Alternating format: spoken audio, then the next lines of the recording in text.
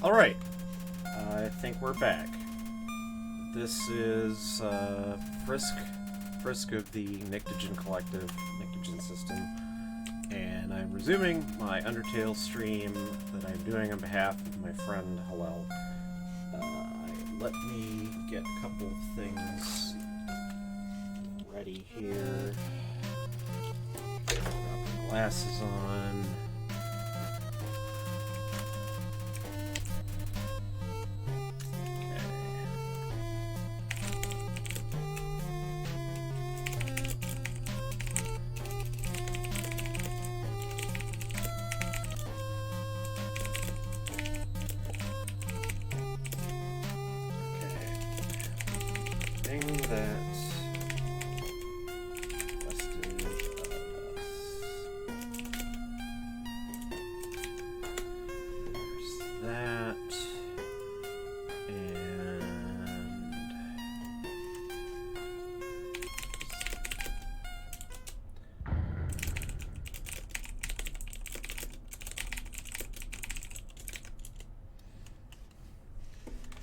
Alright, when I last left off, we had just gotten as far as Snowden Town.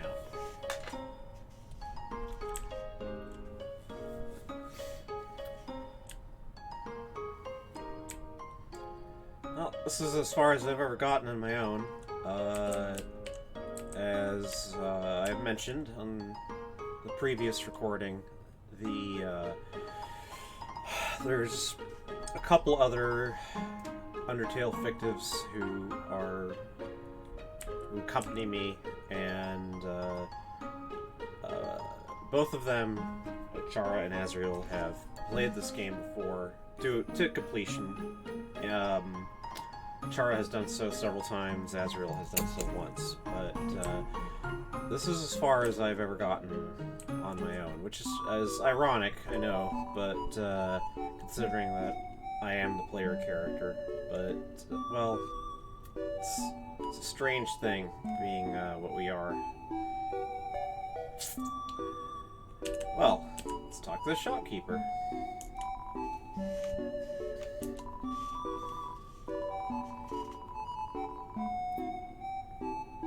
So, notice that the shopkeeper doesn't seem to have any appreciation that you're human. Sort of, you're a stranger. You don't look like a tourist.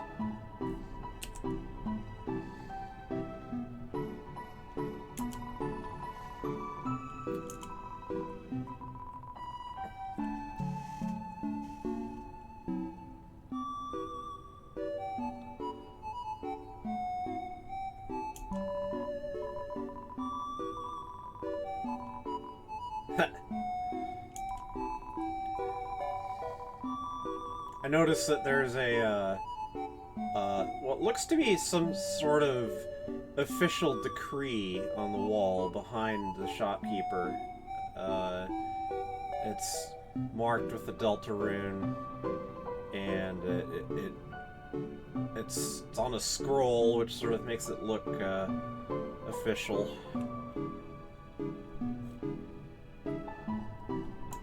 So, Sands and Papyrus, it's interesting that no one quite knows where they came from. And, they just showed up one day.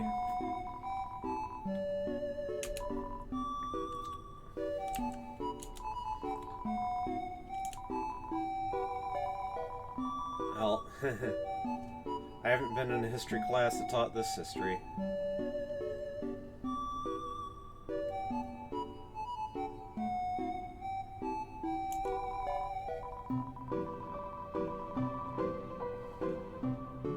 So, if you remember the history book back in the that was in Toriel's house, that talks about how the monsters first settled home. The area that is also known as the Ruins. And if you may remember some of the images from that area, there were actually quite a few buildings, and they the monsters just kind of sheltered there for a while, and only later fanned out. I suppose only after a while did they feel like they could do so with safety. And yeah, the door's been locked for ages. So unless you're a ghost, so like Napstablook, that's why Napstablook, aside from Toriel, is the only other person that you find in the ruins, other than the monsters, froggets and stuff that were already there.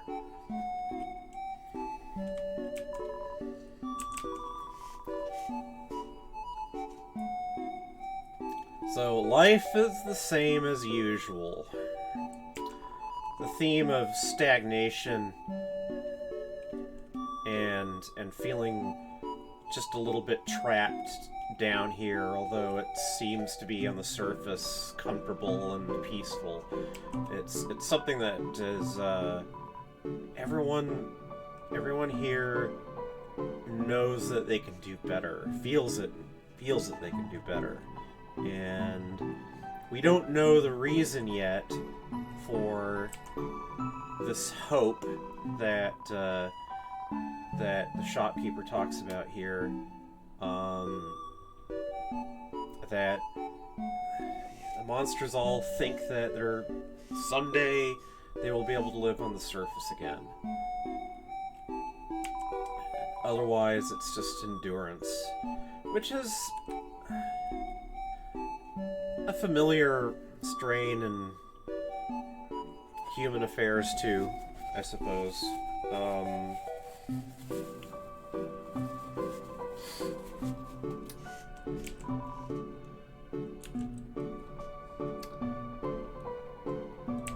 Alright. She doesn't have too much talk in her.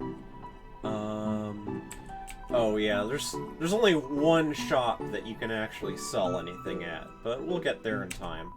And all the other vendors that you run into in the game have some, yeah.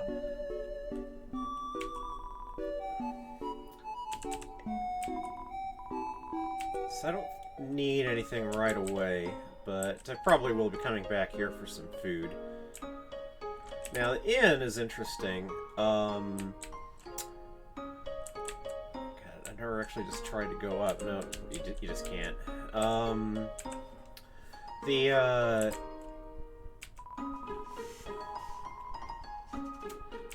So, if you stay here... Now, I'm not going to. You, actually end up getting your money refunded, so you can stay here for free, and if you do so, it's well worth it, because then you temporarily get a real health buff out of it. Normally you max out at 20, but after you sleep at the Snowden Inn, you temporarily get boosted to 30, which could be really useful just going into a difficult fight. And Chara, being Chara, has never actually thought to take advantage of that. They just go into a fight with whatever, and well, that's the way they are. Yeah, see. That's yeah, like it's very much like Earthbound, which I haven't actually played for myself, but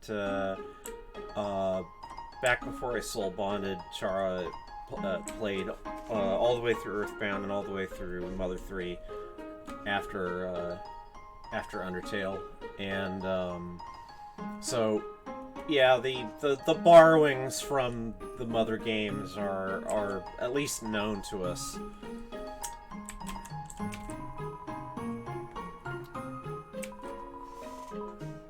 So my friend Helel kind of wondered aloud why there are so many bunnies in this game. Well, I don't know.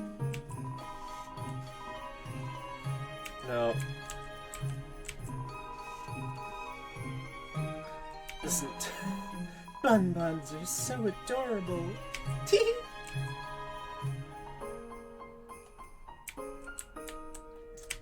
think I've... And, so this little, igloo here, is just like like a little portal. How does it work? Magic, I guess.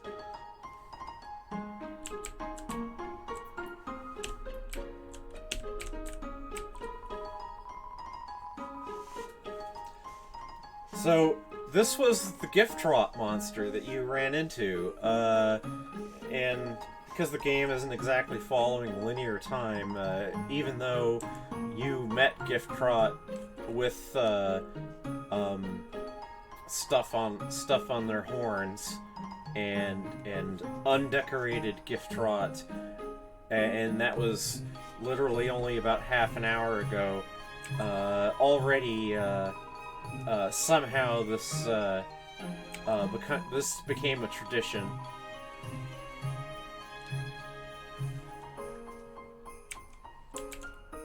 But this tree is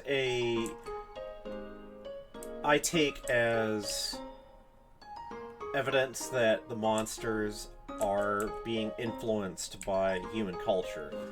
We haven't gotten there yet, but we find that there is a sort of garbage dump deep in the bowels of the underground where refuse tends to collect that's washed down from the surface. Stuff can go through the barrier that surrounds the underground one way, but I talked about the speculation that not all human beings can actually like human beings, like obviously I'm here and other humans have fallen into the underground, but whether all humans can pass through that barrier on their way into the underground it's unclear to me. In any case, the monsters know about human culture, and they seem to pick up little bits of it.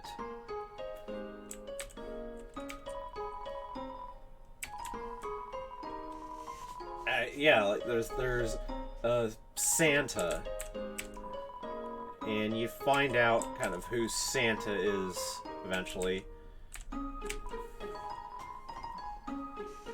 This is a monster we are going to see more of, and it doesn't have a definite name, and so Monster Kid is what everyone calls this little fellow.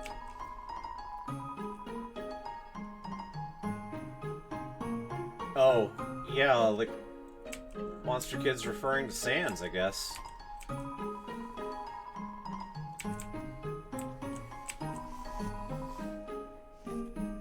Okay, the bear outside Grillby's who talks about politics. Yeah, the skeleton ends up, as it turns out, referring to Papyrus, not to Sans. And the fish lady is someone we will meet. I will avoid Grillby's for the moment. So, yeah, the theme of the monsters not actually being happy in the underground comes up here. Everyone's trying to put a good face on it, laughing and cracking jokes, but it's dreary, it's crowded, people miss the sun. Yeah.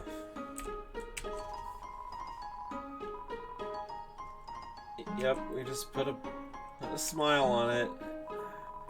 We can't do anything about it. There's a kind of, idealized stoicism about the monsters, and the sense that the world is just sort of, you can't do anything about it. It's just sort of broken, and it's beyond anyone's ability to change. So the best thing, the most rational thing to do is simply to accept it and to put the best face on it as possible. So these are slimes, apparently, like blob monsters.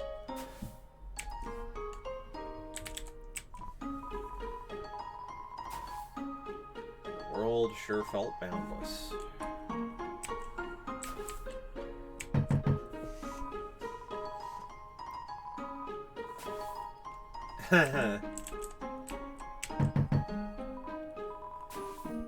Yes. Whoever's inside, they never open the door, by the way. Yeah, you can just go on knocking. They like the sound of the knock. There's nothing up here right now, but there will be later.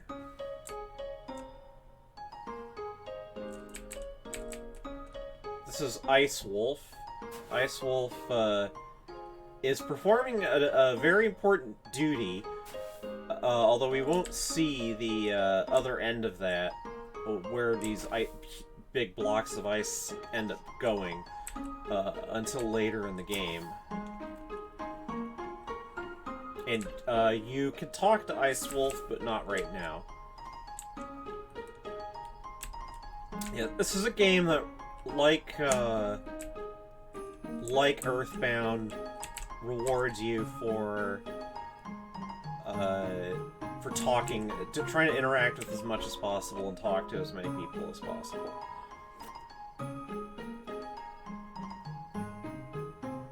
Yes, the library.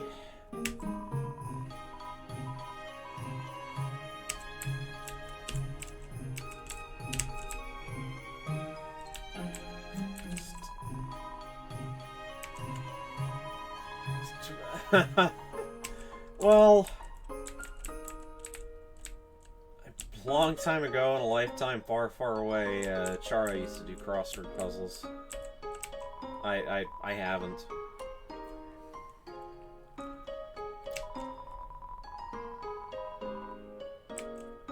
Yeah, that's kind of the... There's not really a lot going on. Things are just mostly the same day in and day out. I wonder what they're smoking.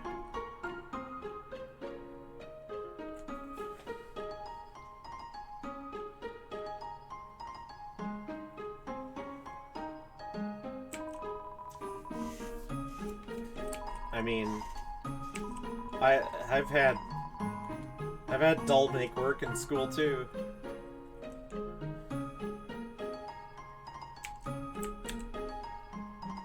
Alright, you can interact with all the bookshelves. So, school book report. So, monsters, as we'll find out here, when they die, they simply turn into dust. Now, Chara has a lot of ideas about how monster physiology actually works, and I don't really quite understand where they're coming from. Chara has a lot more scientific knowledge than I do.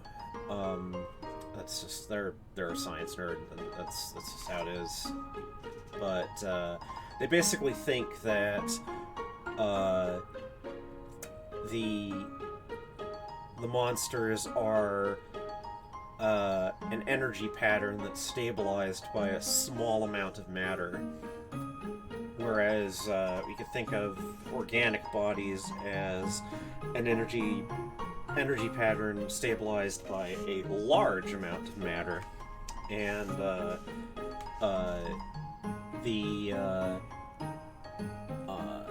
there's so little that when monsters die,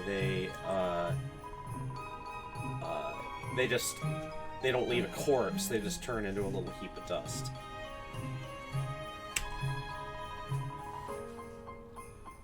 Now, this business about the essence of a monster living on in things that have been sprinkled with their dust becomes important later.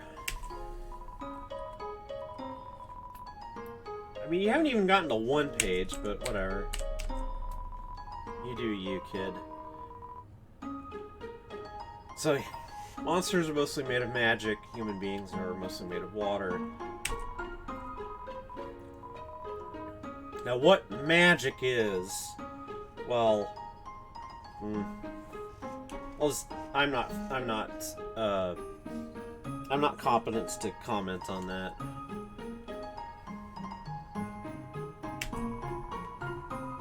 But yes, even though monsters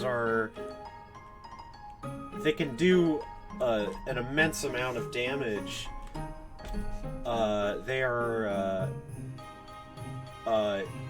it comes at the cost of a great expenditure of energy, and so a human being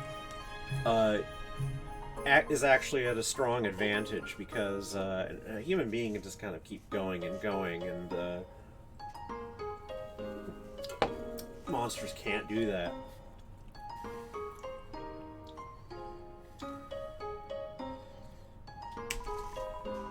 So I don't know quite what the bullet pattern birthday card is exactly, but, well...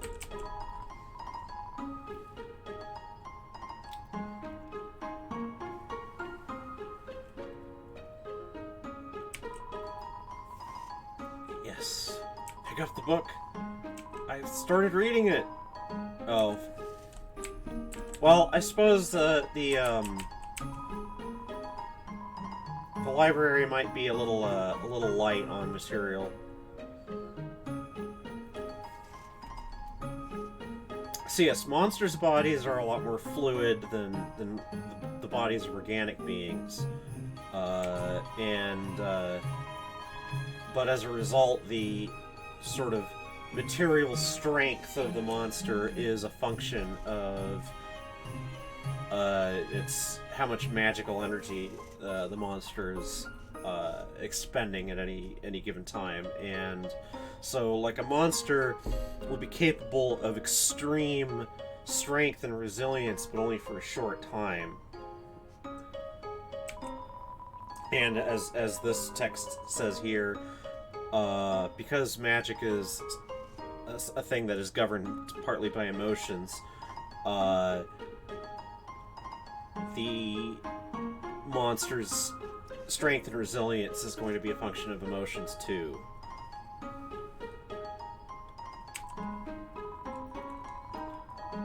Yeah.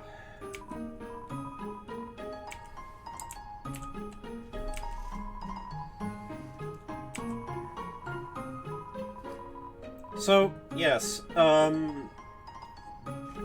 Chara tells me from their kin perspective that at the time they fell, the monsters had more or less, I don't know if convinced themselves is the word, but despite all of their earlier fears about humans coming back down to finish them off, that they hadn't ever actually seen another human being. And no one, I guess they came to think that, well, I guess we are actually just abandoned down here, and a certain laxity had come up, and so Chara's suddenly falling into the underground was a disruptive. But you can see a hint of that here, where the monster's early fears that immediately after their exile into the underground that they would be attacked again.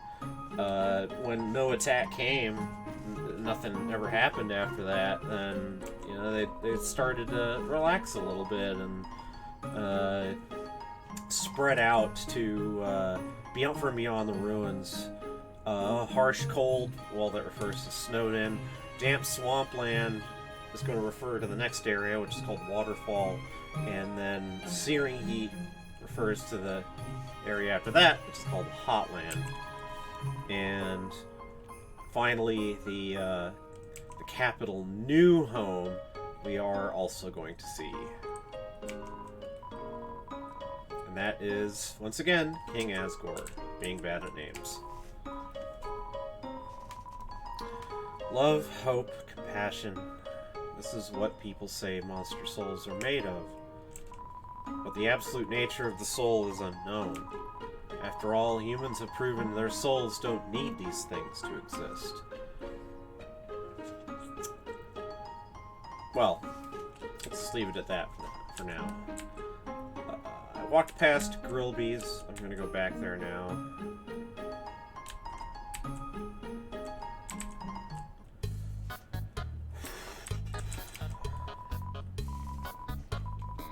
So, yeah, Drunken Rabbit Monster, or whatever that monster is. This, again, the theme of everything's just the same and stagnant down here. The same menu, same people.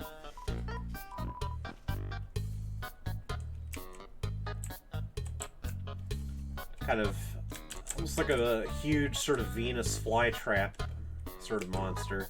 Now, and this monster ends up giving another little interesting bit of lore, which is that monster food is made of the same sort of magical, I almost hesitate to call it matter, but this magical substance that the monster bodies are made out of. And it doesn't, like, when we eat food, we are getting energy from its chemical composition, and the side effect, or sort of byproduct, is a lot of material refuse. There are most of our food is not stuff that is actually digestible, like cellulose and plant material and stuff. But monster food is it all gets turned into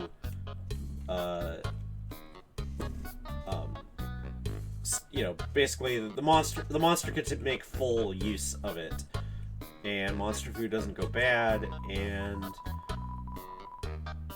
yeah, like, here's the plant monster just talking about how, like, food passes, like human food, it passes all the way through your whole body, disgusting. Which makes me think of Pearl from Steven Universe, talking about how they shove the goop in their mouths and it passes through their bodies. I can't remember exactly what she says.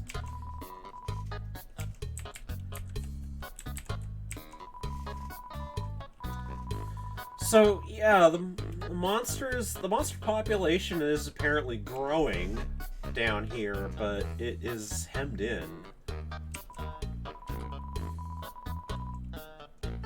So yeah, monster gentrification is looming.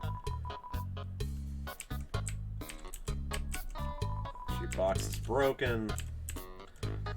There's a general feeling of dilapidation in the underground that'll become more obvious later. This is the bartender Grillby, who is a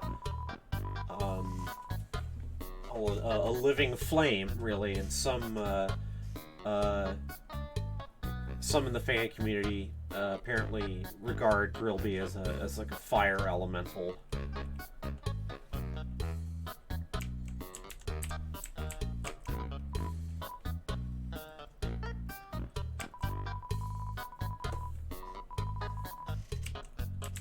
So,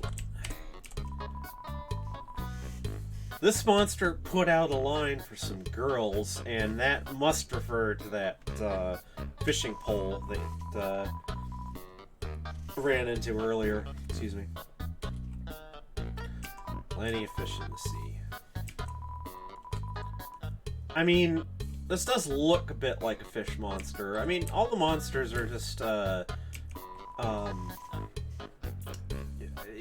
interesting chimerical creatures for the most part.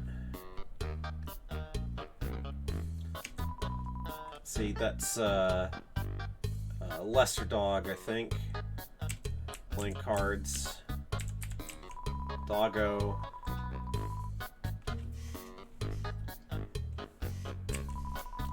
And again, notice that even though all of these monsters are supposedly on the lookout for invading humans, not a one of them actually takes any notice of you. Just reinforcing the feeling that the monsters have... it's been so long since anyone's seen a human that everyone's just kind of forgotten what humans even are. And that might seem a little odd, but our own general feeling is that the monsters don't actually like thinking about humans much, and have survived down here by kind of putting humans out of their mind as much as possible. And Asgore has a few people are in on Asgore's little thing where he's wanting to collect human souls, but yeah, I don't know that most people really know what that's about.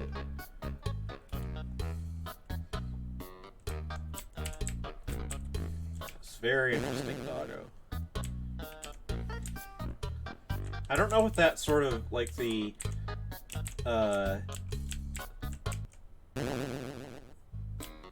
greater dog just making that odd noise is... if there's a joke there, I don't know what it is.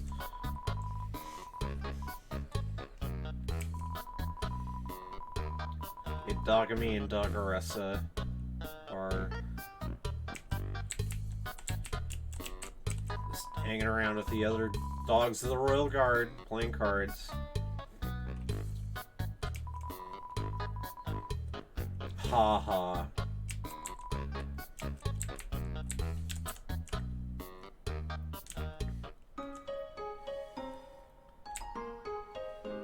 Okay, keep going. Oh, already been there. Okay, we're at an important house. This is the house of Sans and Papyrus. Sans's mail is overflowing.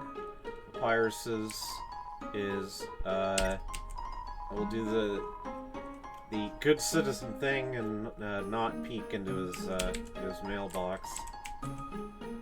By the way, one can go behind the house, and there's a shed or something back here that one can only get into by special means. That, and again, none of us have ever gone to the trouble to try to do that. We might. It occurs to me that this playthrough of mine might be a good jumping off point to try some things that we haven't actually tried before in the game. There's Christmas lights up. There's a sort of Jolly Roger flag. Okay.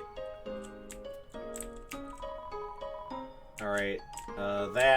We'll be seeing that. Maybe. Depends on how I decide to play what's about to come up. So, that's all of Snowdin. And when you try to leave Snowdin, well, like, a stylized blizzard or something blows up, and Papyrus appears through the swirling snow. And Papyrus is about to tell you about some feelings that they swear aren't actually feelings that that he has himself.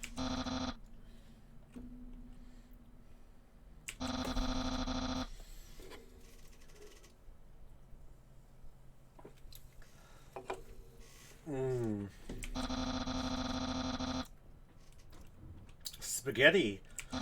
Puzzles. Cool and smart. I feel flattered.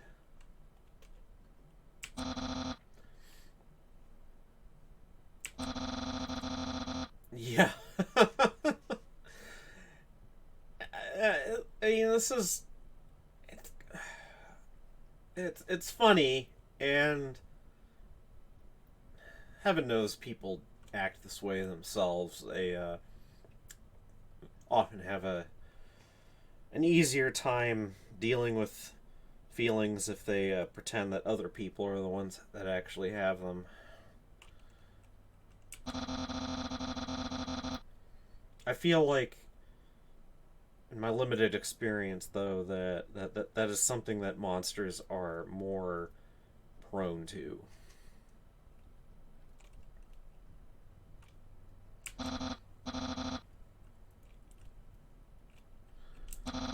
Why Papyrus calls himself the Great all the time is a bit of a mystery. It might be something he got from Sans, but I don't actually know.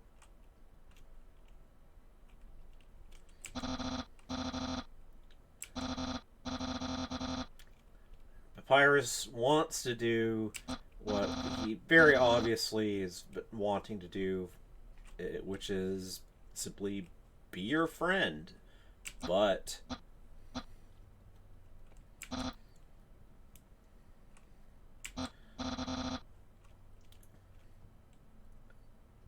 yeah, he has reached a point of moral impasse. He has a duty to capture you.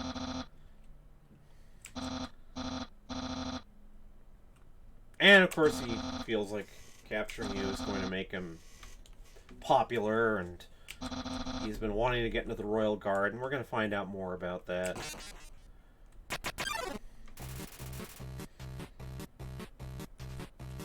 So,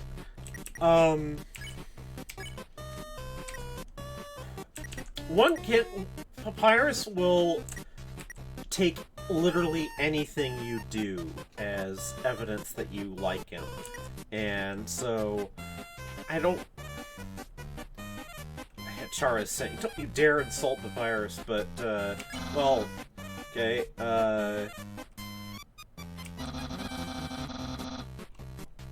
yeah, he just turns it back around.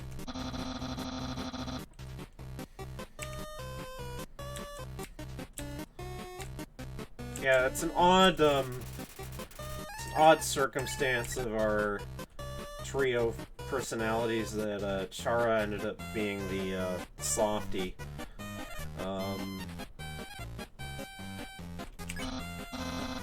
But yes, flirting.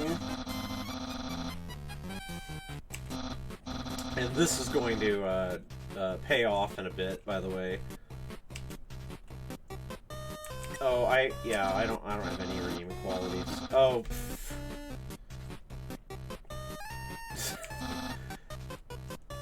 Yes, Papyrus the Great regards himself as humble. Well, you know, again, I'm sure that one can meet any number of human beings who are prideful as fuck and regard themselves as humble. Alright.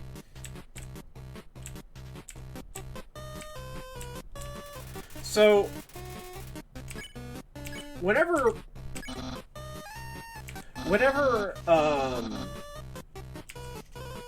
Chara does this these days, they just deliberately inflict damage on themselves, because I might as well just say right now that if you get... Papyrus will not let you die. You'll get down to 1 hit point, and then he'll take you prisoner in that locked shed that you saw earlier. And if you do that a couple more times, then eventually he gives up. Chara is very lazy and does not mind taking any amount of damage necessary to avoid having to do any real work. So, so They just like to run into all the bones and things. But I think I'm actually going to try to make a real go of it. So remember, the blue attacks are harmless as long as you're stationary. But that is not his blue attack. This is... Whoop!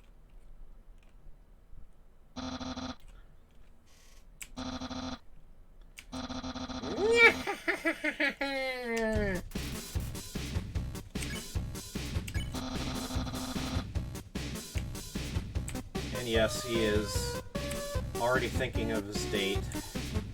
You. And getting himself ready with marinara sauce, such things.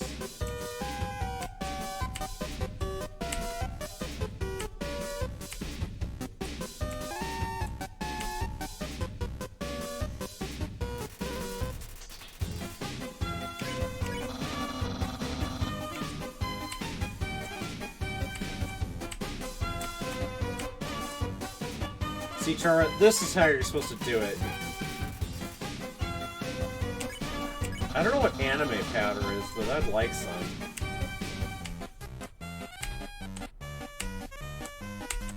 Whoop. Didn't. Whoop. Alright.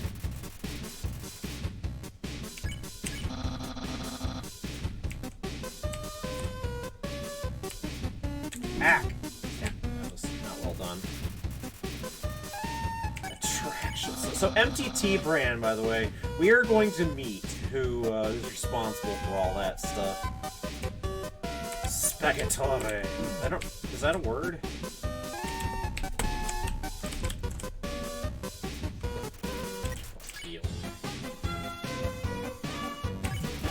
Oh, I forgot to get more food for this. Oh. Here I am making fun of Chara for going into fights unprepared. Oops.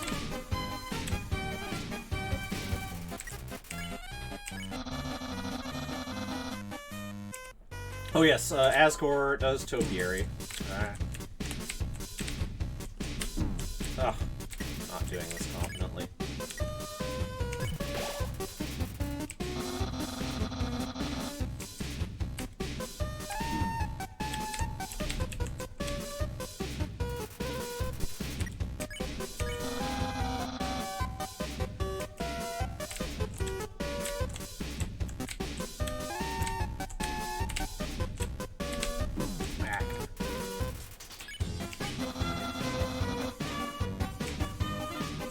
I do like you, Virus.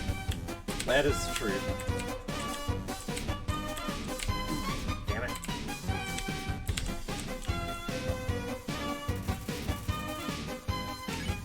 I might have to take one for the team here.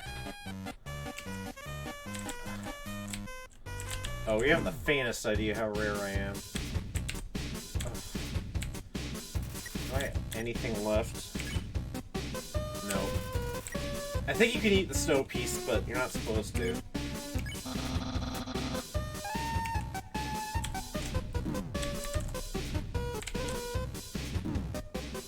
Yep. Oh well, it's to get to see the inside of the... Yeah.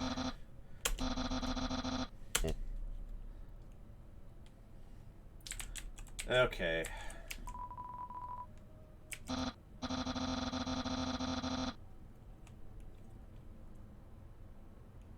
So, the guest room, which is...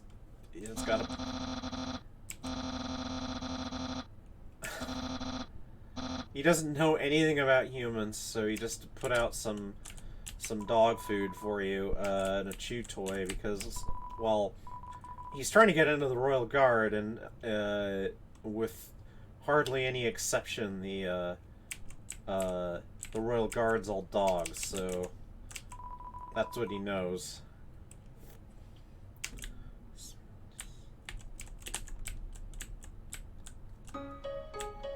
Okay. Maybe I should do this the Chara way.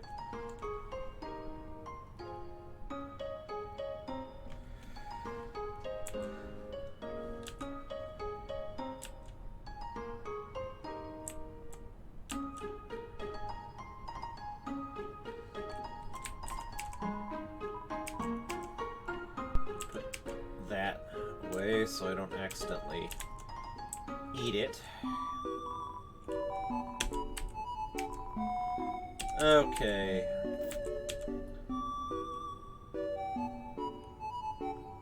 So... little...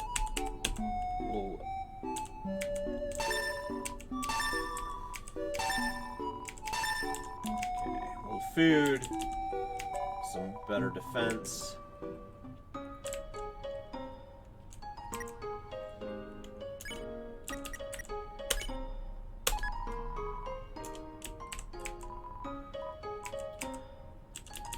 Put the faded ribbon away for later.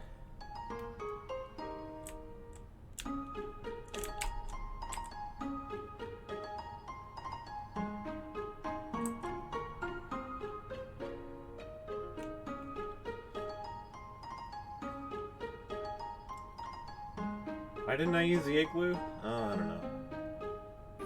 I just like the music, I suppose.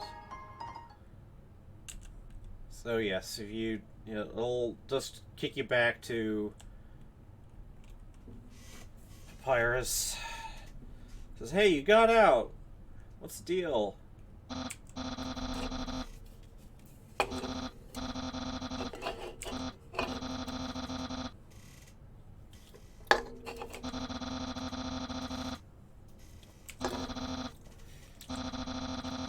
You're not supposed to escape.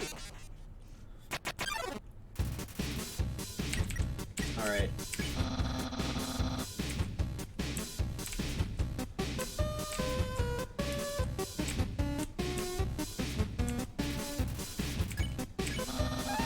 Oh, by the way, if you do the Chara thing and you simply don't ever, you just let all the bones run into you and everything, Papyrus tries to remind you that you're supposed to jump and avoid them. Alright, well...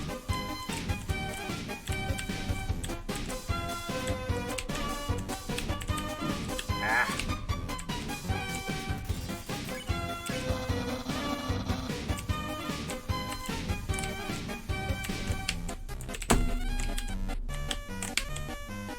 Okay.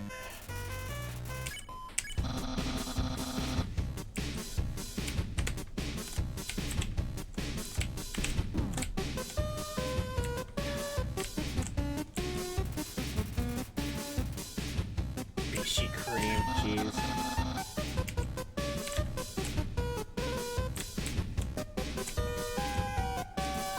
You got ambitions, Papyrus.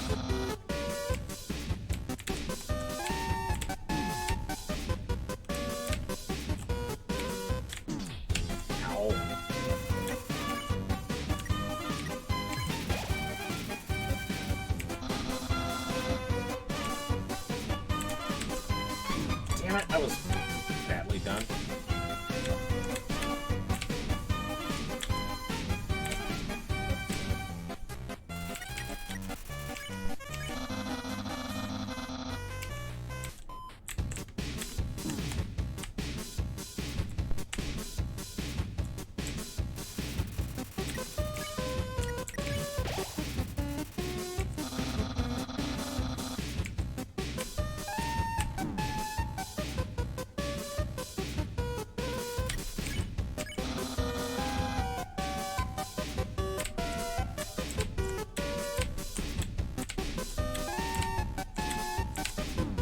Ow.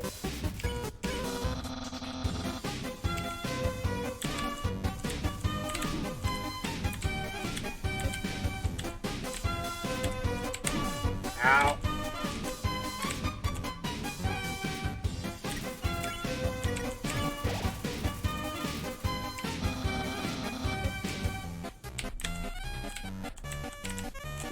Ow.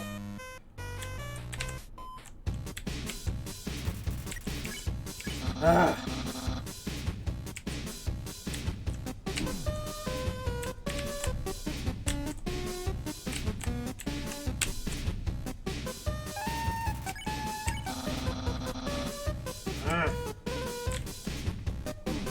Ow!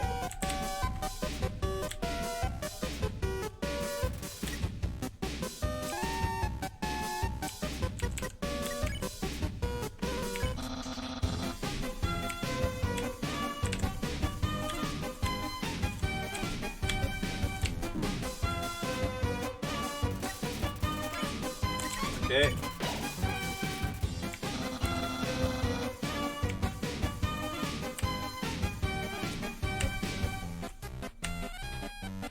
Ow! This is not fair.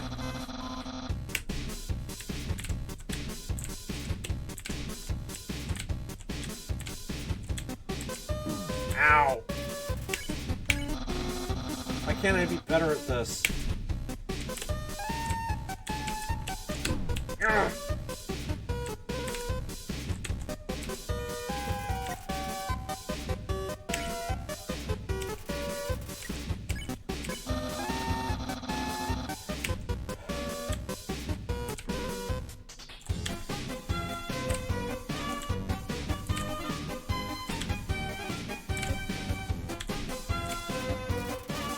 Okay.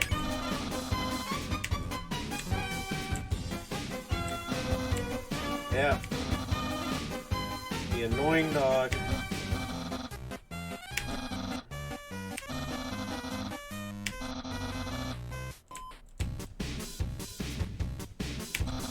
Same dog, by the way, who takes Toriel's phone.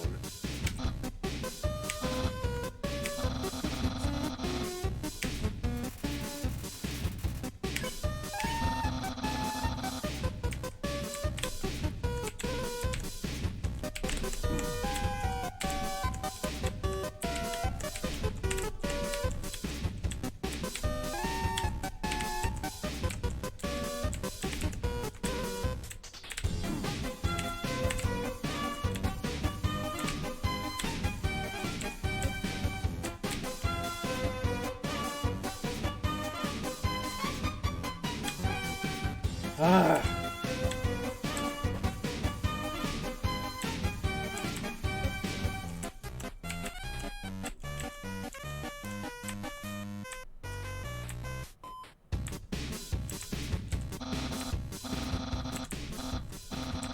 Oh.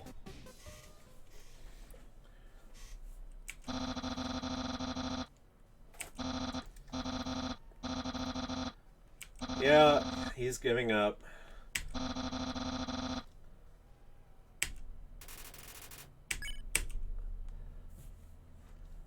Oh. Poor Papyrus.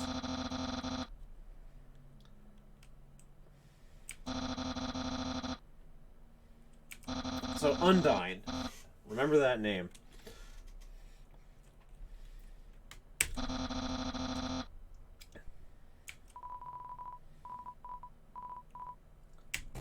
Let's be friends.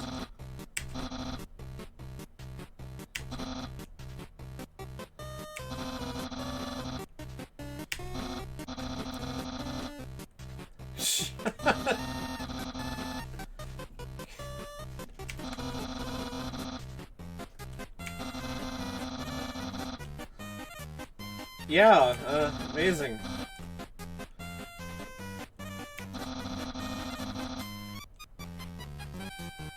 Pass through, and he's going to tell you. So, a bit of revealing dialogue, because you're going to find out exactly how little he knows about what's really going on. So, he knows that there's a barrier, and so he's saying anything can enter through it, which kind of makes me wonder why it seems like only children fall in.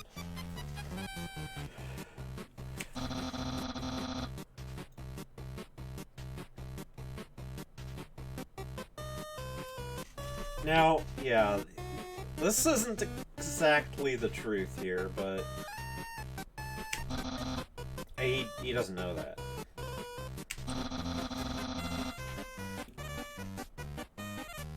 So it's true. That's the King Asgore does want human soul for roughly this purpose.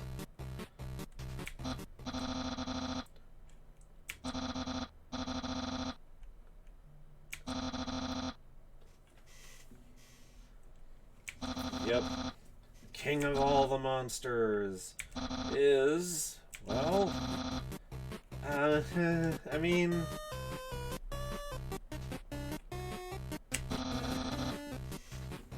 He is big and fluffy.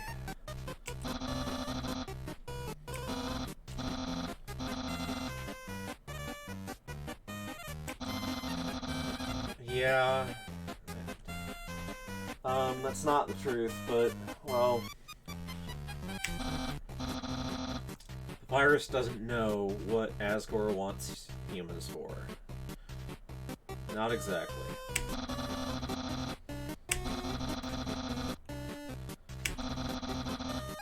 So... Well... I mean, we're here, so... Might as well just do the, quote, date, unquote, with Papyrus right away. I'm gonna save first.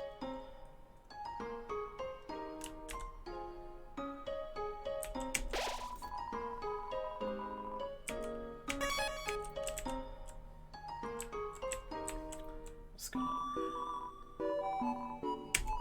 buy another food item.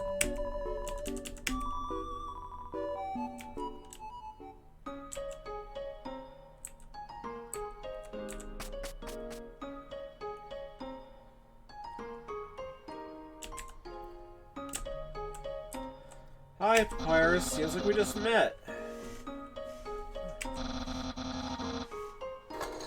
Oh, I am. Alright, take me someplace special, Papyrus.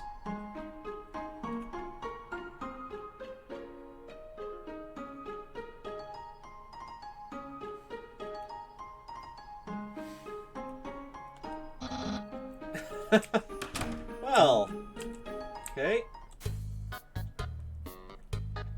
Sans and Papyrus's house. There's a rock.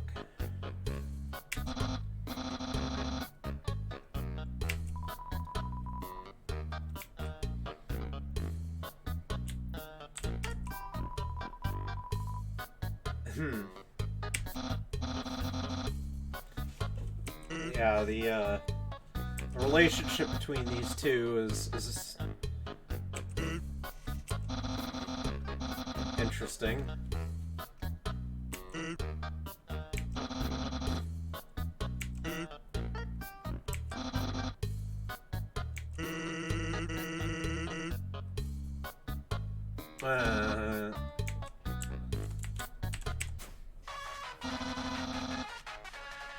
Okay, that little bit of music there will be an important musical theme later.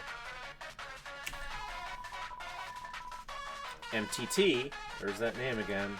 So that's so you know how you know where Papyrus is getting all his MTT brand stuff. It's because he watches television.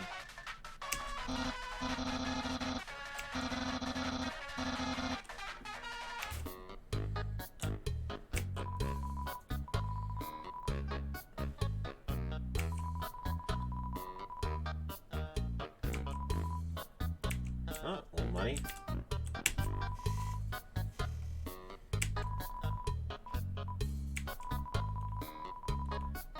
So, there's hints that Sans is knowledgeable about science, and that isn't... most of the monsters don't seem to know or care much about human stuff, and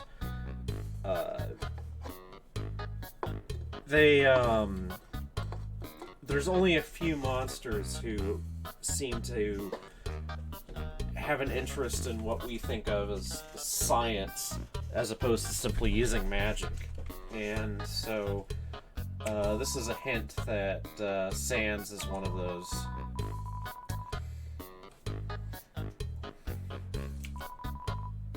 Reading his nested physics and joke books.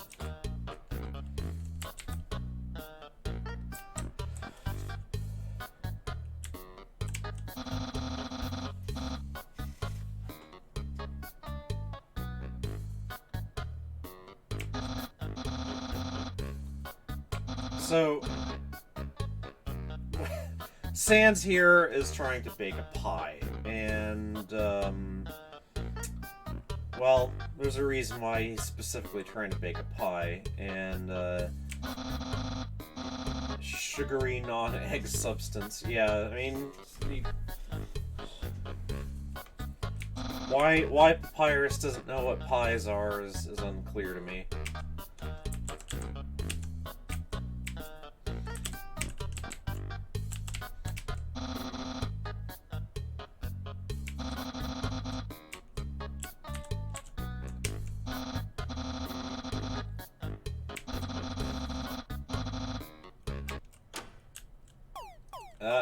The annoying dog again.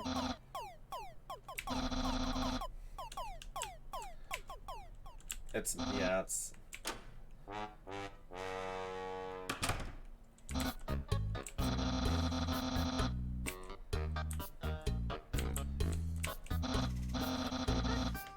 food museum.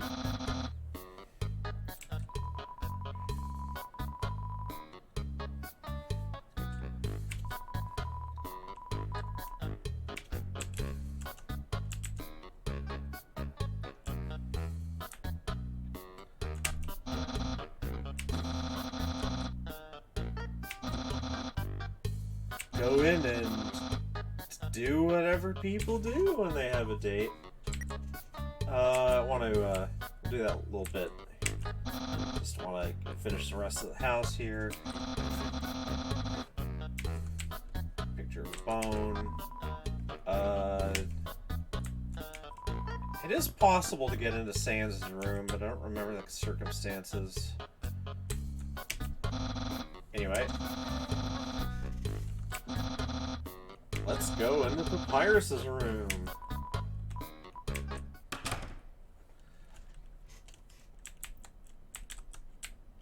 Attractive carpet. Flames around the edges.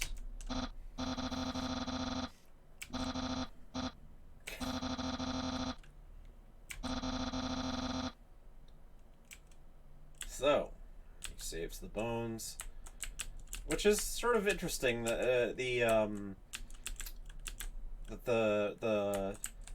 The things that monsters create as part of their magic are things that have at least some ability to persist. Race car bed, which I find an interesting detail, especially with what follows here, where he's talking about he's dreaming of driving down the highway with wind in his hair, even though he doesn't have any hair. Sun on his skin, although he doesn't have any skin. And it makes us think that we don't know where the skeleton monsters come from exactly, but the idea that they are actually, in a sense, revenants of humans has been one that we haven't been able to let go of. And on the other hand, it's possible simply that Papyrus is strongly influenced by human culture, and he's got another. Here's this Jolly Roger flag is all right. Here's Undyne's mentioned again, and yeah, like this is a human artifact.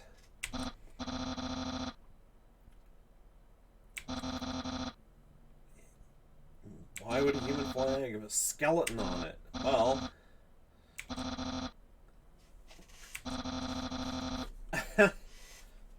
it's an interesting hypothesis, considering what he knows, which isn't much. And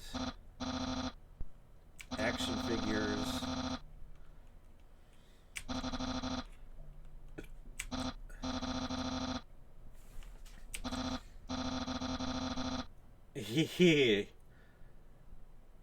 Chubby smiling man who loves to surprise people. Santa! Yes, the underground has a Santa.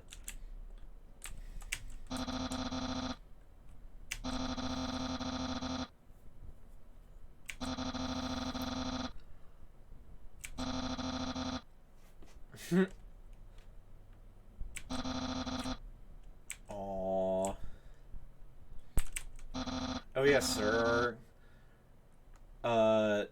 there's a little, I think, a teensy bit of a inconsistency here, in that later on the internet, or some sort of internet, exists down in the underground, but later on it's referred to as the Undernet. But here he's just saying the internet.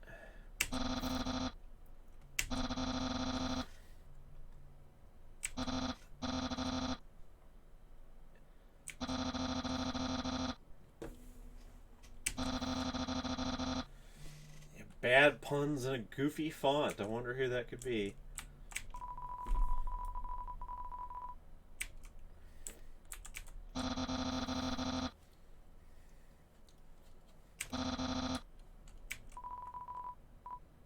Well, might as well look at the closet. Well.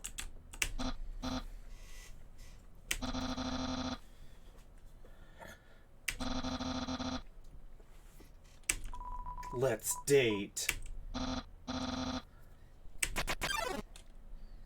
And by the way, this is necessary to proceed in the game. If you don't do it right away, as I've done here, then you are eventually prompted to go back.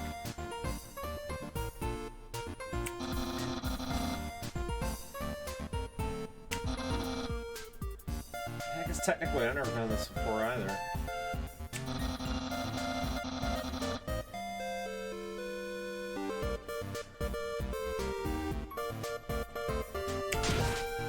Okay. The library does indeed have everything. Let's see here. Alright. Dating HUD.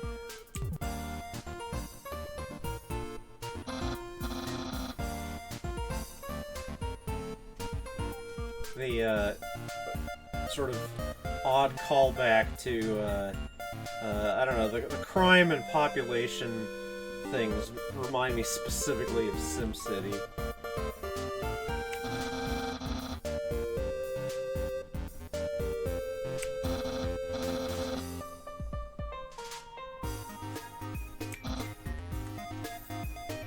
Alright.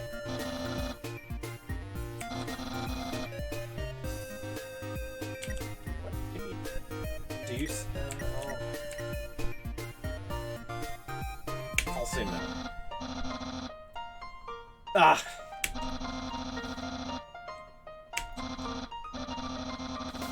Well, okay.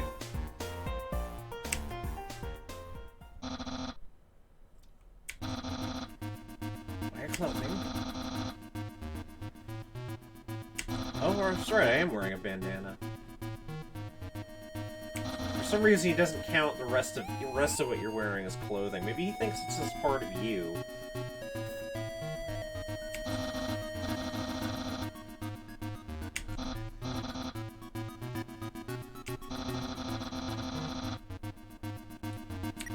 No.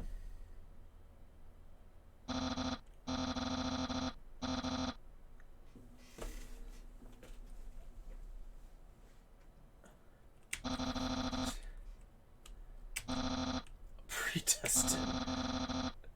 Yeah, it's basically, as before, it is impossible to say anything to Papyrus that he doesn't interpret in a certain way.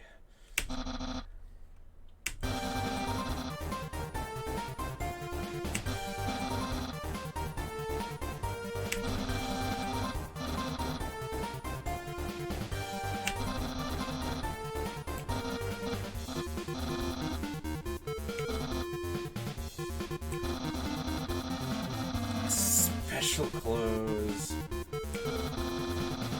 Well, it's not like he sweats or anything.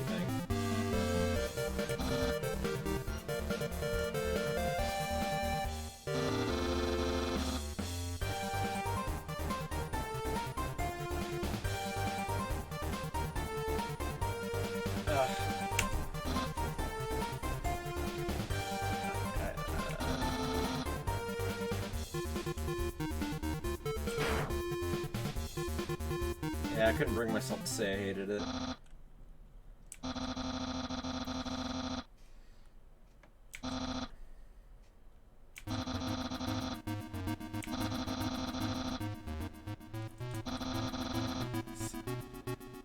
his approach to dating is interesting. Okay, so basically, he has a secret concealed somewhere about his person. And...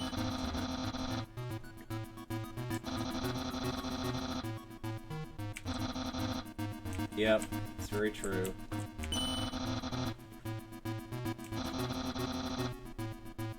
Hard work and perseverance. Can't hold his hand. Oh, I guess I just hit his other hand by accident. I was aiming for this.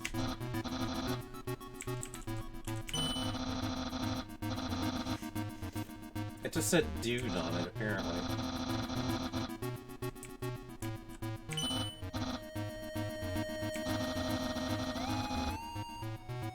Yes.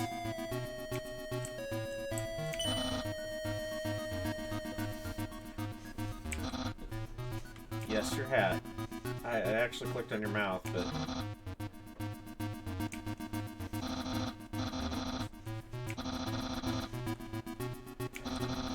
It's a present.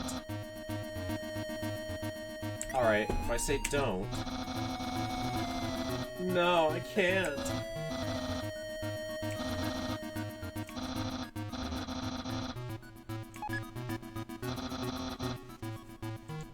No idea.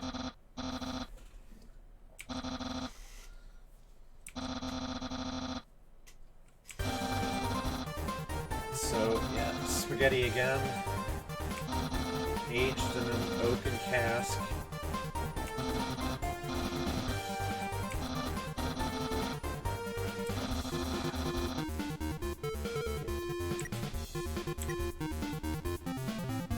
Alright, use. You mean you're letting me have it all?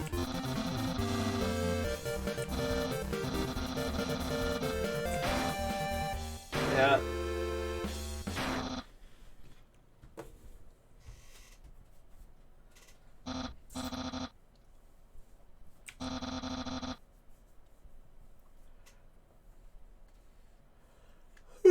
Well, you know, I like Papyrus, so I wouldn't say that I'm madly in love with Papyrus, exactly.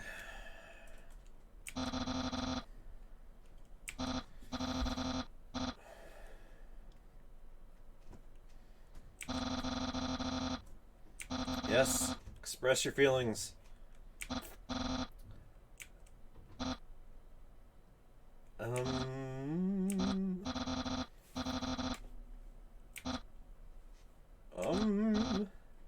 Oh darn. I'm just not into you.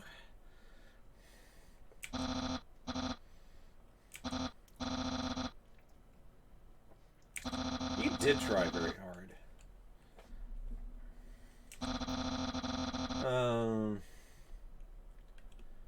Yeah. Those darn social expectations.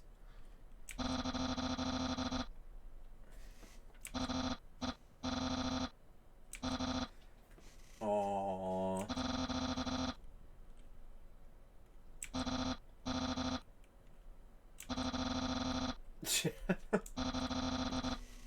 Yep. Dark prison of passion.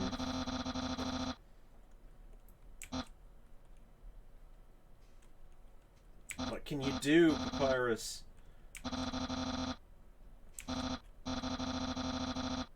Thank you.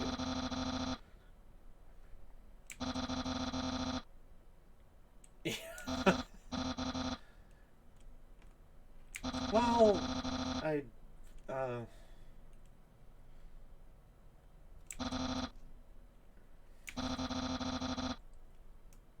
don't cry because I won't kiss you. I mean, the fact that Papyrus has no lips has never stopped anyone from drawing Papyrus kissing, I point out.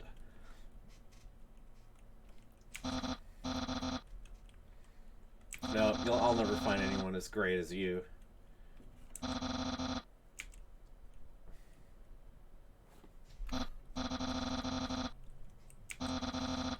Oh, another phone number.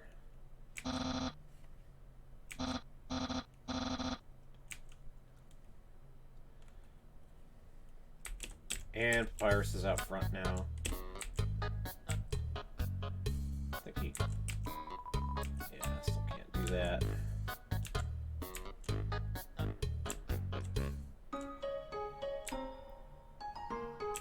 Or is he not out front?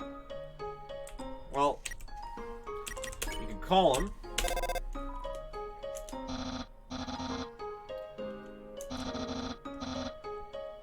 So, by the way,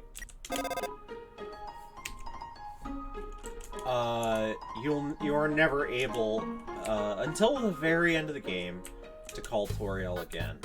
After she tells you to leave the ruins and not come back, yeah, she just doesn't answer. So, Papyrus ends up being a reliable supplier of flavor. Basically, he has something to say about basically most of the locations that you run into in the game at this point. After this point, I should say.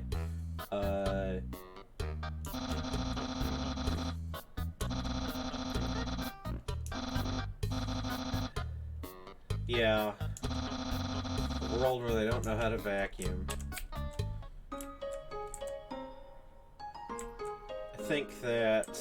I don't remember if he has anything specific to say about... Oh, he does say something about the library. Books are all arranged by color.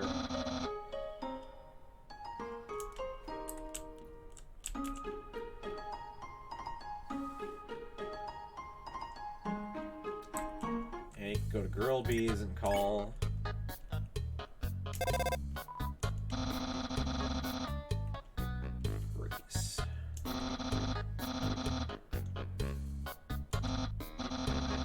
Sans,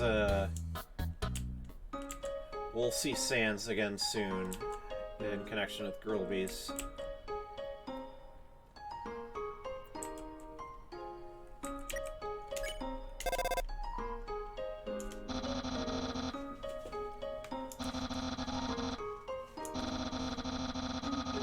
Aww.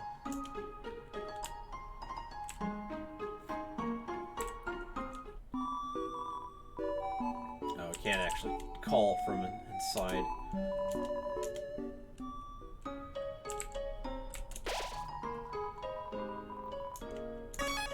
Alright. Okay. Let's see, at an hour and 20 minutes. I guess I'll play a little further. Actually, I'm gonna go up here and...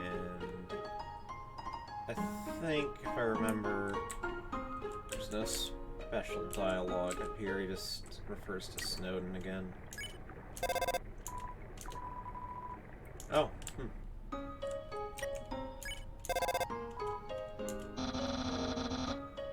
Oh, he talks about Ice Wolf.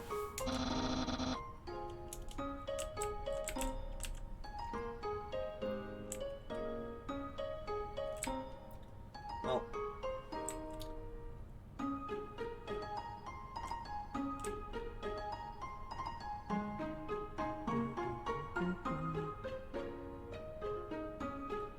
So you can see the ice that Ice Wolf has been throwing, floating downstream here, and you do, as I said earlier, you do find out where it ends up. So just walk past. You're now entering the waterfall area. Alright, these particular blue flowers are ones that you can interact with. And... Ooh.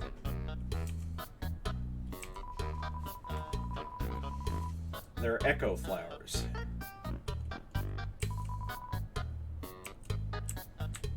And this monster, never trust a flower, that's one of the constants of this world. Gee, I wonder... Yeah, the echo flower just picks up what what someone says to it. Oh, this dialogue doesn't change. Sneaking out to see her refers to Undyne, and we are going to run into her. Pyrus admires Undyne, and other monsters admire Undyne.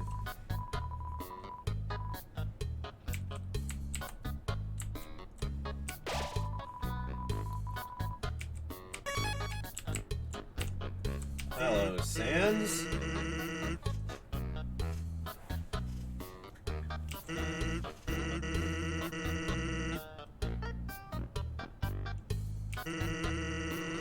So, Sans is about to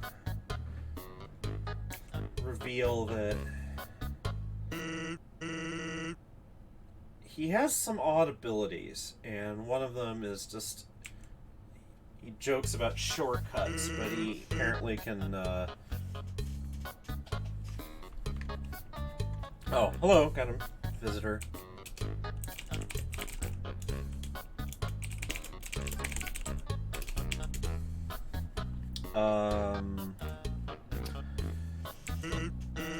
So, Sans is popular.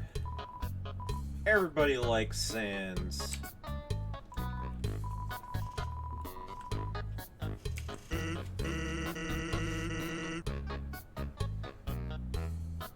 Yeah, how time passes in the underground is a little unclear.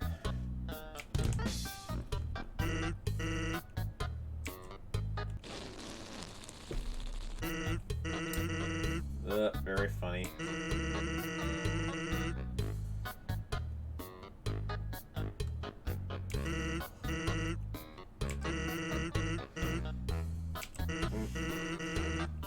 Surprise.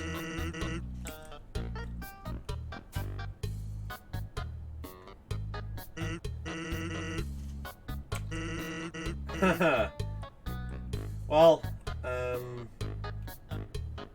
I'm not gonna hurt Sans' feelings or anything. Like I said in the previous stream, Sans really does seem genuinely to like Pyrus.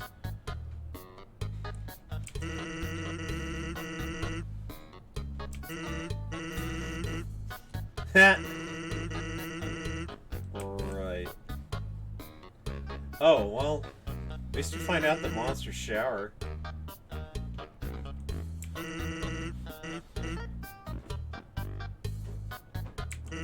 Sure.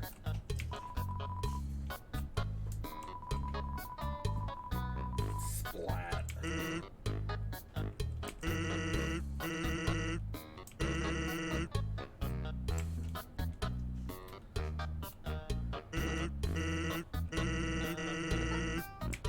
Yes, he does.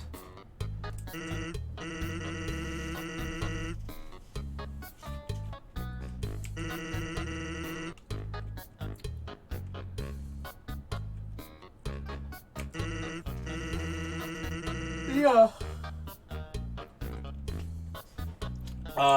Undyne, by the way, is in fact the head of the Royal Guard.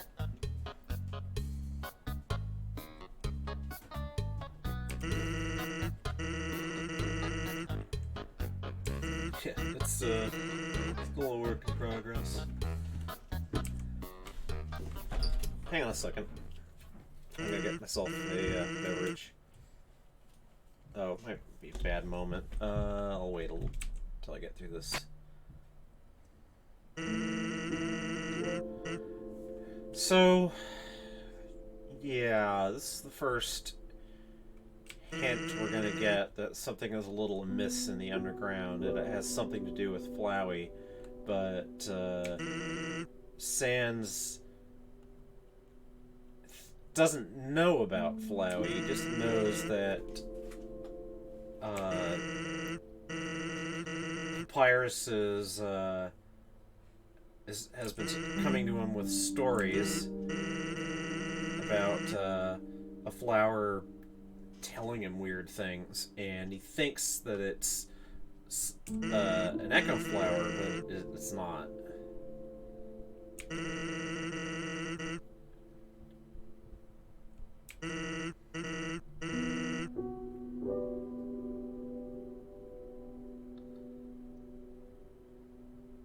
So, predictions. Flowey's privy to knowledge that the other monsters don't have.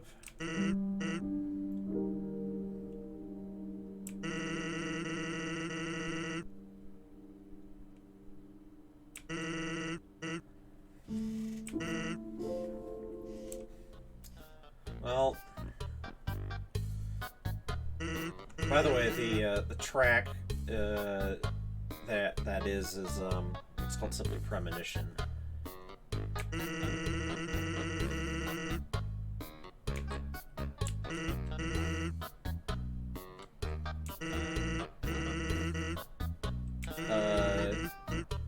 Sure.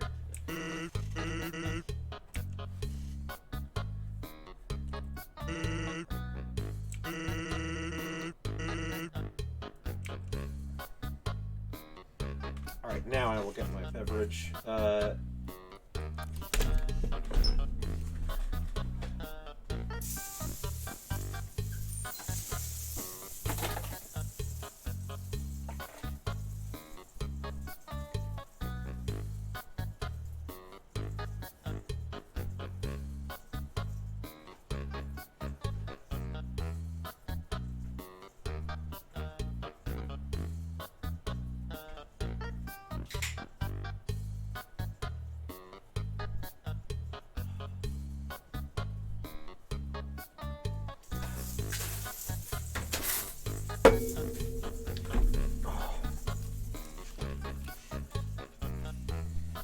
Alright. There's new dialogue, so let's double check something here real quick. Okay.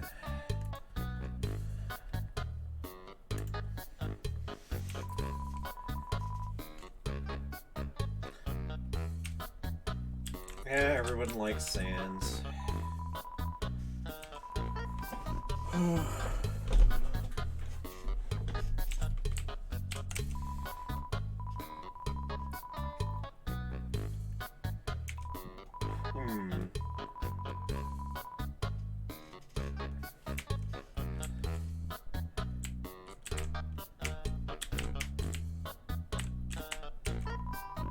Oh, that's the same dialogue.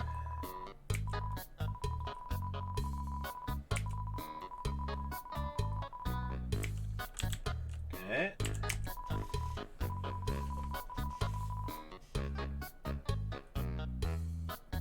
So yeah, Sans isn't in the guard, but he has some lesser capacity as a sentry. And yeah, like he just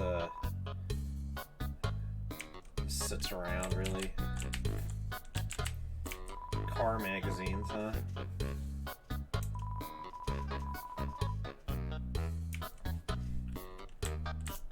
Sans busy? Oh, well, we'll find out about that.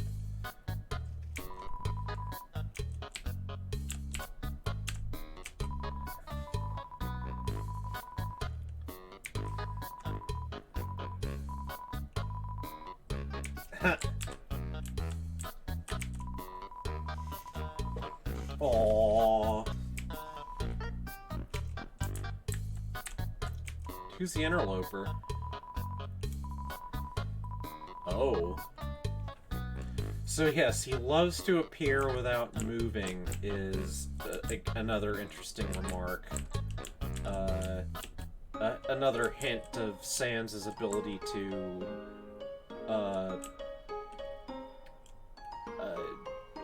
jump around in some curious way.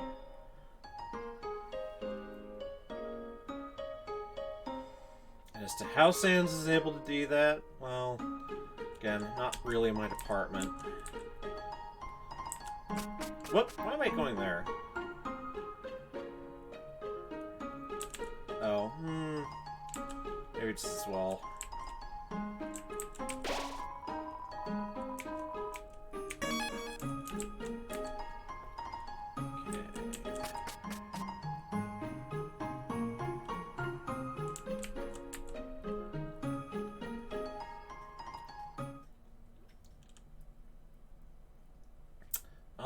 Walk, walk, walk.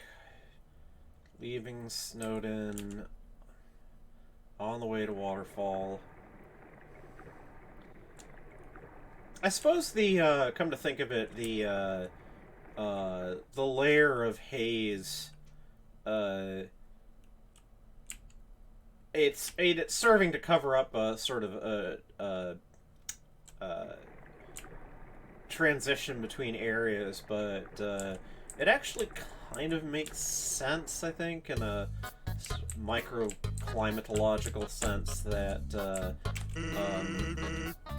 the area between two, or the space between two areas of different temperature and humidity would be a place where some sort of fog or mist would be found. Okay. So, this curious little thing here is simply a way of hiding an echo flower that lets you know that there is a reason to look behind the waterfall.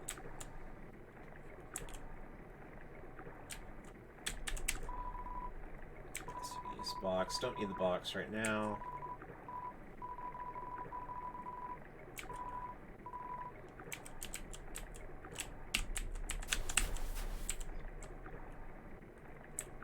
And some mushrooms and a tutu.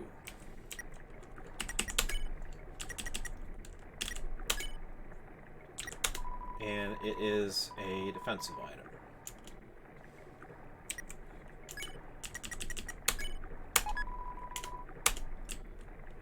And I'm going to put the bandana in the box.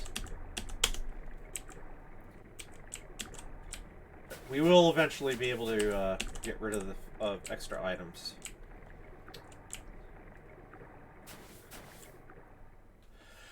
Whew.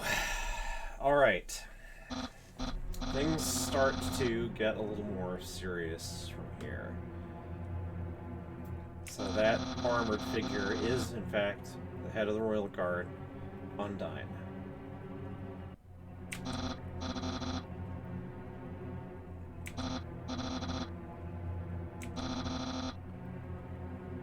Pyrus, unfortunately, has to report that he failed to restrain you. I mean, he didn't really want to, but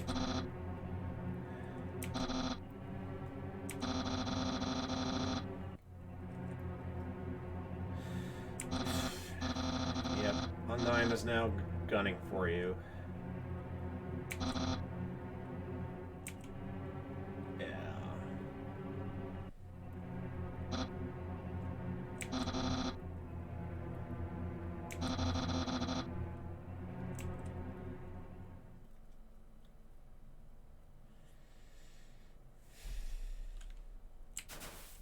Whoop.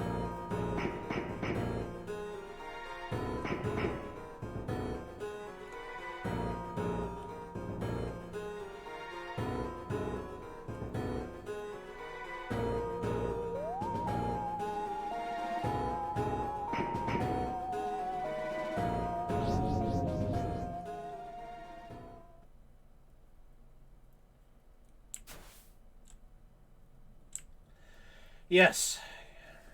The first apparition of Undyne is a disquieting one. But Monster Kid here thinks Undyne is super cool and doesn't seem to realize that Undyne is, doesn't realize that that Frisk, that I am a human, and doesn't realize that Undyne is after me. So, oh, for now,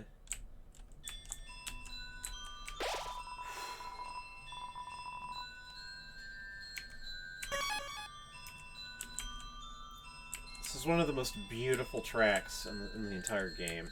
This music, it's called simply Waterfall.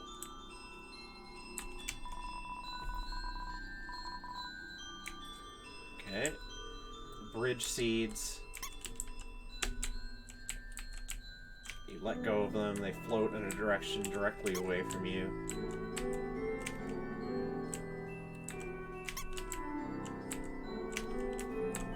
It's just a little tutorial bit, really.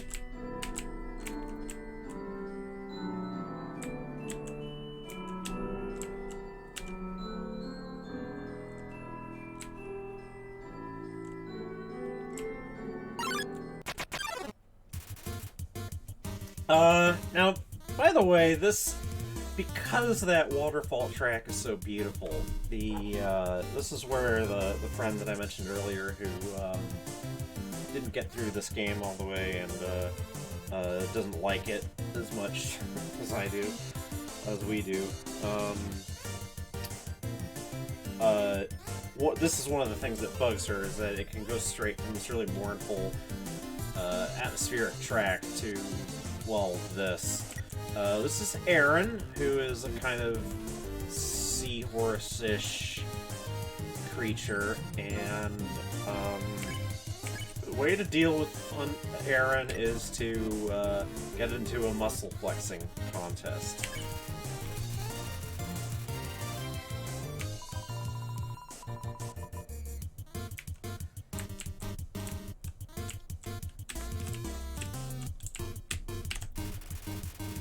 Yeah, let's do it again.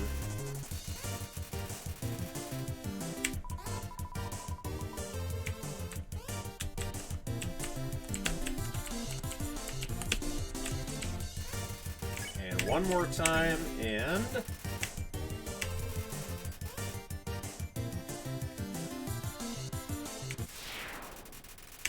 fight's over. You can actually get at that placard there. Oh, I know how. I've never done this before, but might as well.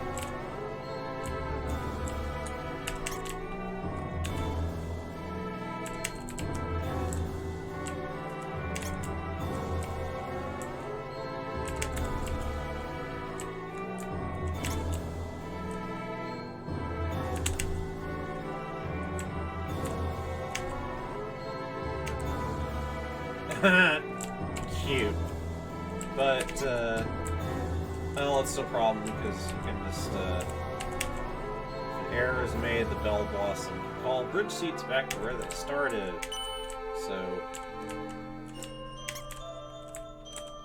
this is actually fairly easy to do. There's a couple ways, but this is the quickest one.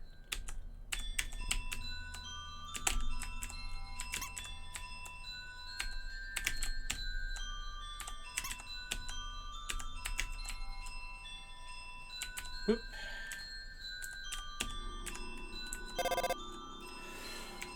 Whew.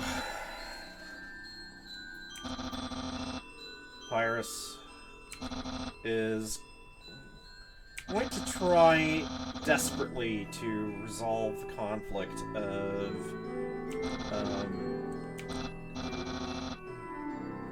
because he continues to regard you as a friend.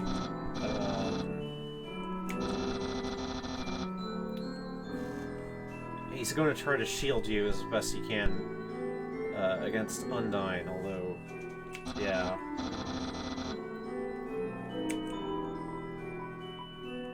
He doesn't say the truth.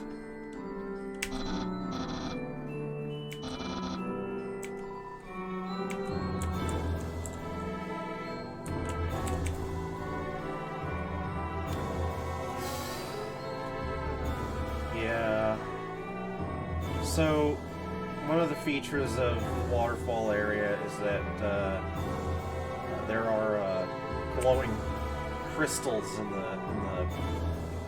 the roofs of the caverns, and they're the closest that the monsters can get to seeing the stars again.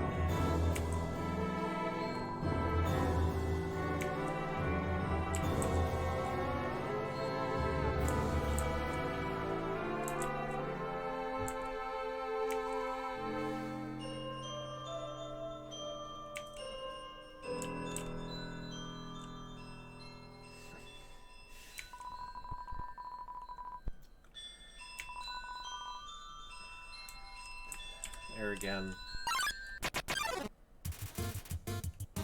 Okay, another monster, new one. Washua. Washua is like Vegetoid in that the way to get past Washua is to ask them to do something for you. And in Vegetoid's case, it was dinner. In this case, it is cleaning. And once again, you have to look for the green.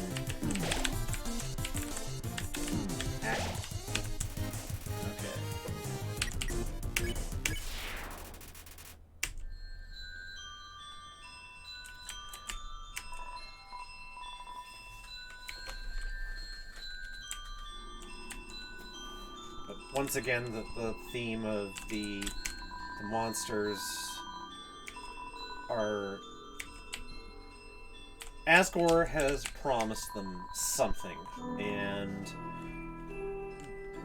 what that something actually is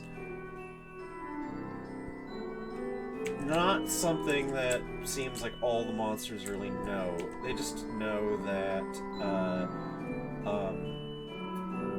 Asgore is promising that somehow they are going to make it back to the surface and get revenge on humanity for trapping him down there in the first place.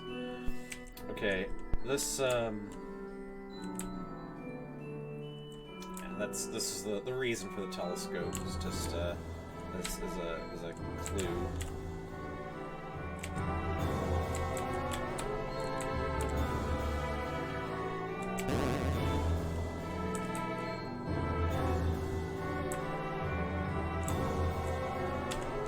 There's nothing here right now, but there will be if you come back at a later some later time.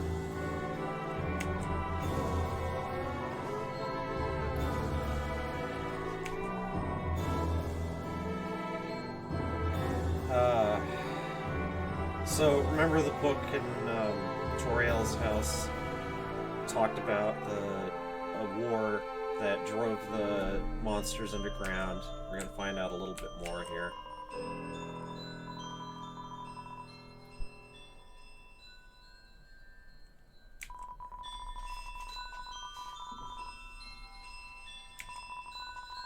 So, by the way, that business of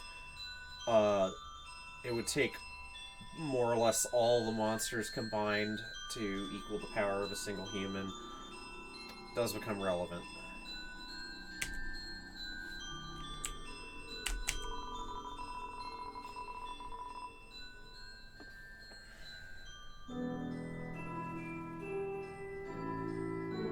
So, interesting bit of lore here we're gonna get. And that's the idea of souls being persistent. And again, this is really outside my ken.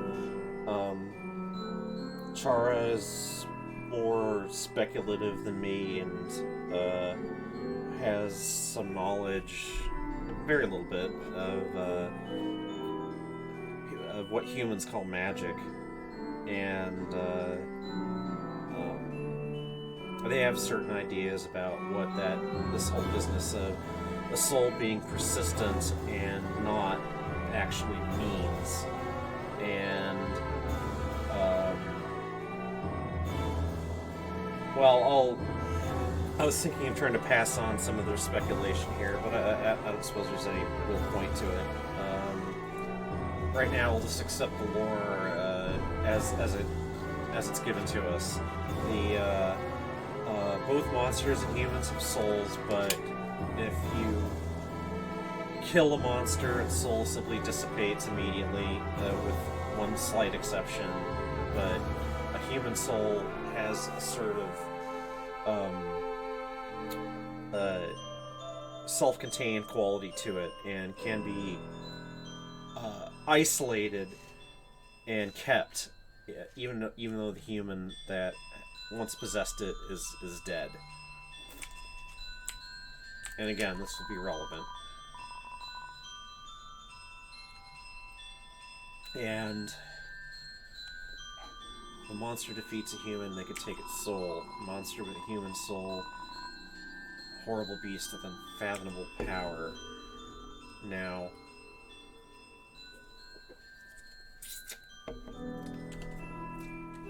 this happened. And what's more, it's possible that it happened more than once. We don't know why the humans decided suddenly to attack the monsters and almost wipe them out, but another friend of mine has speculated that this strange power of a monster being able to fuse with the human soul was something that happened. And so notice that there's an illustration of it, or something anyway.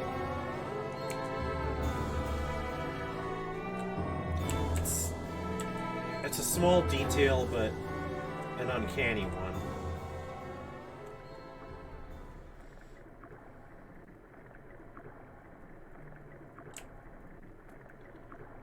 Oh dear. And Undyne has found you. And the only thing to do is run.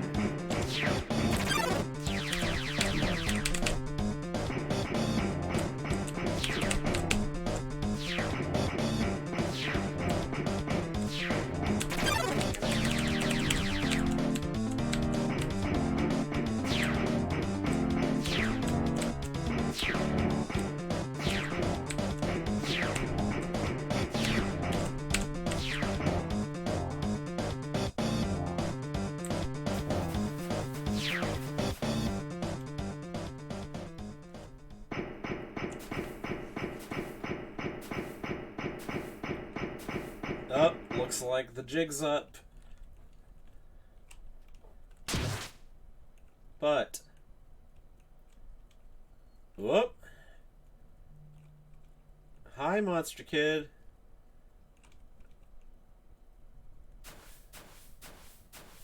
Yep, Monster Kid's been sort of following you around.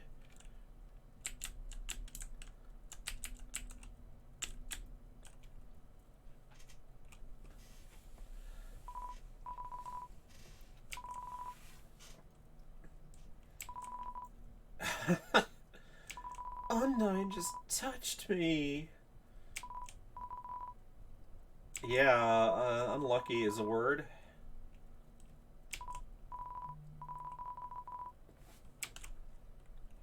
Ugh. So yeah, Monster Kid apparently has no arms, by the way.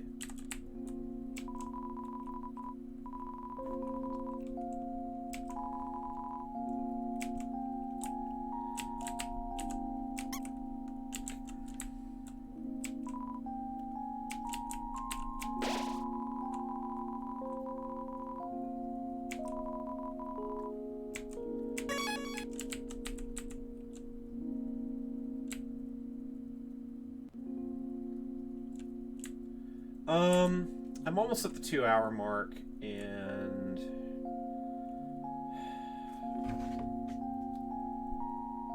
I might as well keep going a little bit longer anyway. Hi, Sans. Yeah, Sans gets around.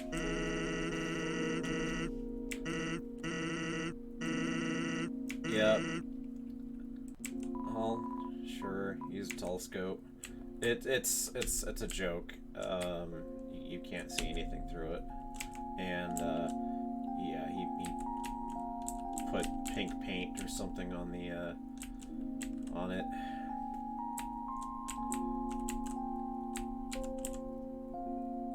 Oh, hello.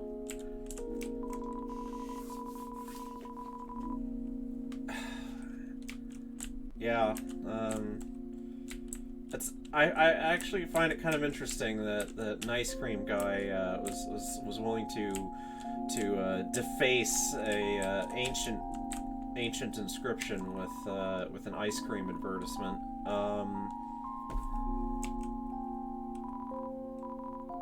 And he has no customers, and so he's coming up with a gimmick here. Now, these punch cards that he's talking about,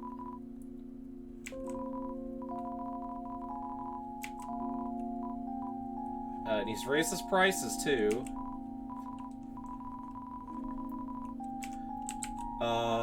Now this card here is an interesting item because I'll look at it. Instead of a joke, the rapper says something nice. Or wait, that was the info for the ice cream, not for the punch card. Info.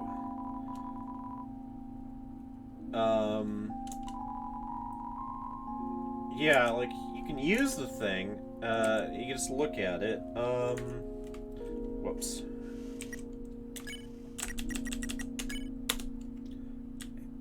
And so, alright, so you just, it's like an X card with a hole in it, but, I don't know, I don't remember how, but this card is key to a speedrunning glitch. You can use this card to, move around the game quickly and just jump from room to room. That's something that we've been considering whether we should try, because, well, it's a glitch. It's not the way you're supposed to play, but it is a part of this game that we're all from, and it's curious to think that, I'll just put that there. It's curious to think that the ice cream guy somehow has this weird secret that allows you to transport yourself around the underground. Monsters don't even know what stars are. I suppose there might be possible to kill a star. Oh, I am a star. Don't you forget it. Alright, there's a gap with a duck on the other side, and that's if you're on the other side, you can use ride the duck basically to jump that little gap.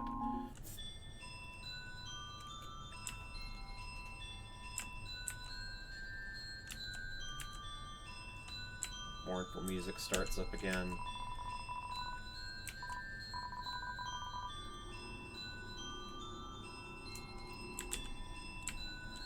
Wishes.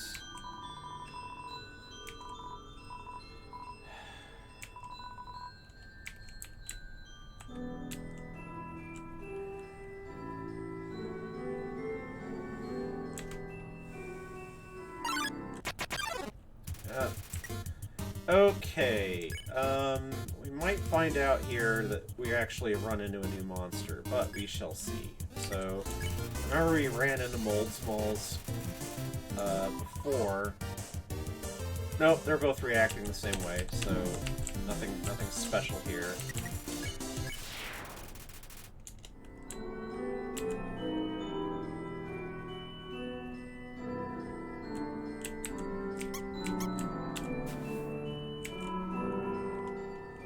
Okay, the ballet shoes are actually a weapon, but I'm just gonna collect them and then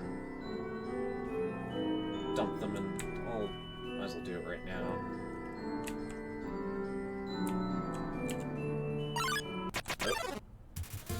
Oh, wash up.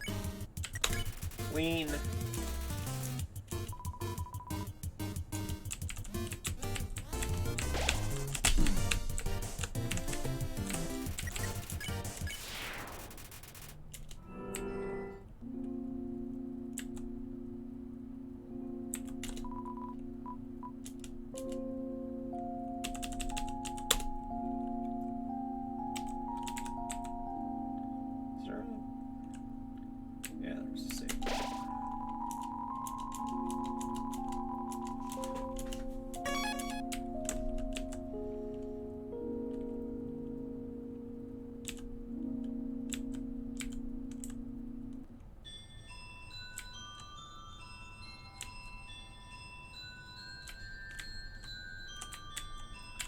Okay, went that way.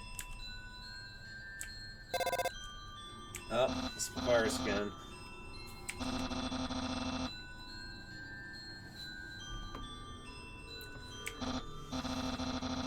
So, yes.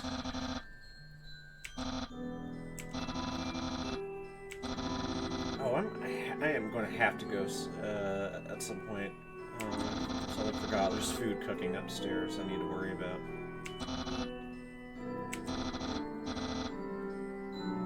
So, yeah, he's hoping that, no betrayal anywhere.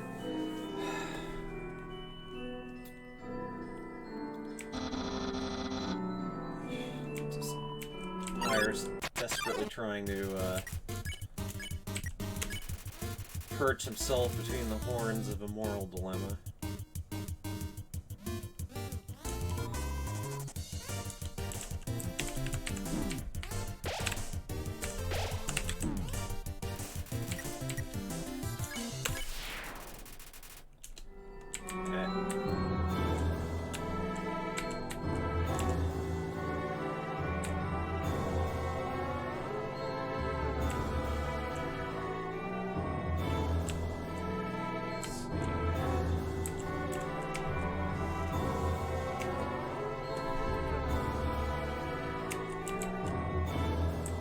Imagine a monster.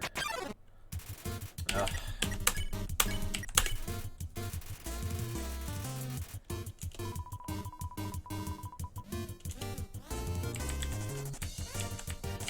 Ah.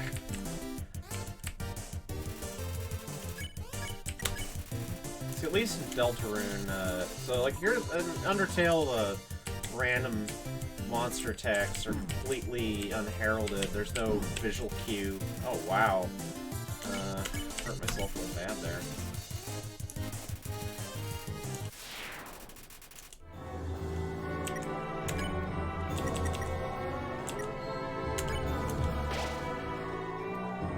Oh.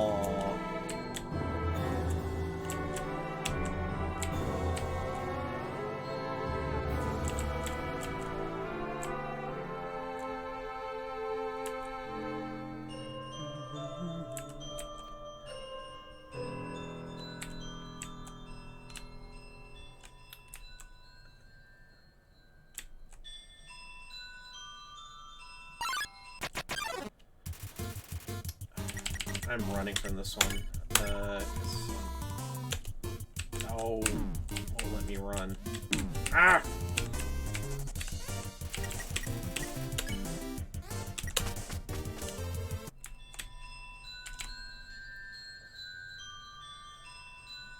I'm actually just gonna book it to the nearest save point and take this up later.